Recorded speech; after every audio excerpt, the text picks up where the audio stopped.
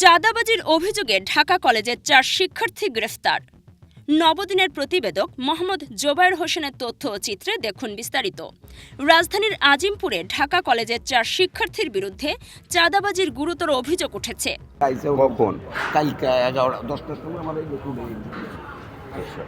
আনছে কোয়ার্টারের ভিতরে এখানে আনছে আনার পরে গেট আটকা দিতে পরে আইসা দিকে সবজি দোকান কয়টা, তরকারি দোকান কয়টা, এই শাক দোকান কয়টা, মাছের দোকান কয়টা, তারপরে জিজ্ঞাসা করতেছে খাট দোকান কয়টা, ফলের দোকান কয়টা, মুরগির দোকান কয়টা, মাছের দোকান কয়টা। আমরা বললাম কেন তোমাদের দিকে কেন ইয়ে দিতে যাবো? বলতেছে যে এখানে তো আমরা সব কিছু নিয়ন্ত্রণ করি, আমরা সাবলা মসজিদ নিয়ন্ত্রণ করি, আমরা ঢাকা কলেজ নিয়ন্ত্রণ করি, আমরা এটাও আমাদের নিয়ন্ত্রণ দিতে হবে, আমরা ছাত্র। ইডেন মহিলা কলেজের 1 নং গেটের সামনে থেকে 4 জন চাঁদাবাজকে আটক করে। প্রাথমিক জিজ্ঞাসাবাদের মাধ্যমে জানা যায় আটককৃত চাঁদাবাজরা সবাই ঢাকা কলেজের ছাত্র। উক্ত ঘটনায় গ্রেফতারকৃতরা হলেন মোহাম্মদ বাইজিদ, থানা মহিপুর, জেলা পটুয়াখালী; মাসুদ রানা, থানা বিরল, জেলা দিনাজপুর; আবির হোসেন, থানা মহেশপুর, জেলা ঝিনাইদহ; রুদ্র রহমান, থানা দেলদুয়ান, জেলা টাঙ্গাইল। তরকারি দোকানদার এখানে আমার একজন চাচা আছে, আমার বন্ধু আছে, তারা তো আমার শুভাকাঙ্ক্ষী, তারা আমাকে ডাক দিচ্ছে, বলছে এরকম এরকম কাহিনী। তারপর আমি আয়সা জিজ্ঞেস করছি, ভাই আপনাদের সমস্যা কি, কিসের জন্য? আমরা ছাপড়া মসজিদ নিয়ন্ত্রণ করি, নিউ মার্কেট নিয়ন্ত্রণ করি, এইটাও আমরা নিয়ন্ত্রণ করব।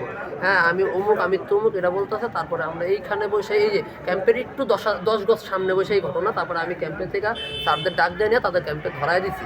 গত 4 জানুয়ারি ইডেনের সামনে থেকে আটক করে ক্যাম্পে নিয়ে আসলে ক্যাম্প কমান্ডার তাদের ভবিষ্যতের কথা চিন্তা করে মোসলেকা দিয়ে ছেড়ে দেন। উক্ত ঘটনার একদিন পরেই তারা আবারও চাঁদা দাবি করে এবং উক্ত ঘটনার প্রতিবাদকারী বাপ্পি বসু পেশায় লেগুনা ব্যবসায়ীকে আটক করে 1,20,000 টাকা চাঁদা দাবি করে, যা দিতে না পারায় তার উপরে হামলা চালায়। ধরা দেওয়ার পর গতকালকে তারপর আমরা মানবতার দিক থেকে তাকায়, তাদের স্টুডেন্ট মানুষ, তাদের লাইফ নষ্ট না হয় সেদিক থেকে তাকায় গতকালকে আমরা ছেড়ে দিছি। আজকে আমি আমার লেগুনা ব্যবসায়ী, আমি লেগুনার জমা আনতে যাচ্ছিলাম, সেই সময় তারা আমাকে ইডেন কলেজের সামনে ধরে আমার কাছে 1 লক্ষ টাকা চাঁদা দাবি করছে।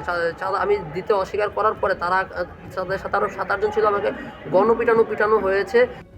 এমত অবস্থায় সেনাবাহিনীর টহল দল গিয়ে চাঁদাবাজদের আটক করে এবং হামলার শিকার হওয়া বাপ্পি বসুকে চিকিৎসার জন্য ঢাকা মেডিকেলে পাঠানো হয়।